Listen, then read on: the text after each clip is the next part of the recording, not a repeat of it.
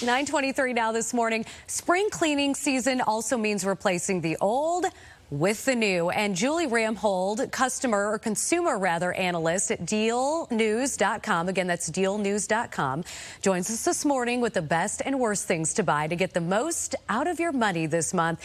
Super excited about this, Julie, because we are all savers here on Good Day Chicago. What are the best buys of April? Thanks so much for having me.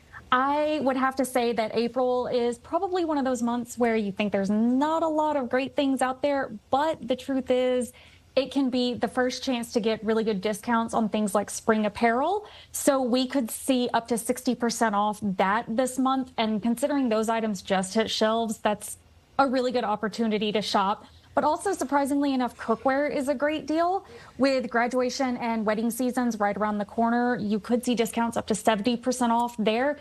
And of course, with temperatures warming up, athletic shoes are going to be top of mind for a lot of people, and we could see prices drop as low as $15 per pair. You know, I just went to an Easter gathering and I realized that my cookware is like really bad. So I appreciate that. What are the worst buys of April?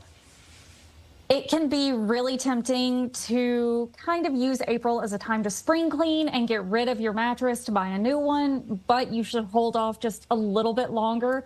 The deals we see this month are kind of few and far between, and they're modest at best. So I would say wait for Memorial Day sales next month. That's when you'll have a much better selection and much better deals to shop. And major appliances are kind of the same way. There's some discounts, but they're not great. And in general, it's just better to wait for those Memorial Day sales on those kinds of things, too.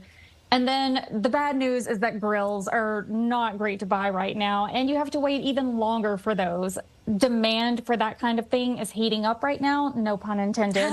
So that means that we're not going to see price drops on those really until the seasons start to wind down, and we're talking September or October in that case for the best deals. What are your best tips for saving big this month, if you could give us a few? Sure. I think the best thing you can do is sign up for emails from your favorite retailers. That way you'll know if there's any flash sales that are dropping. I know I've already taken advantage of one this week, but also use things like cashback apps and extensions when you're shopping in store and online so that even if something is full price, you'll still save a little bit of something with those cashback earnings. And then, of course, loyalty programs. If you have a favorite store, definitely sign up for a loyalty program if they have it, especially if it's free, just because that means you can get sort of first dibs on special events, but also access to special promotions and savings that way, too. Great advice. Thanks so much, Julie. Things I never would have thought of. Thanks again for joining us. Thank you again for having me.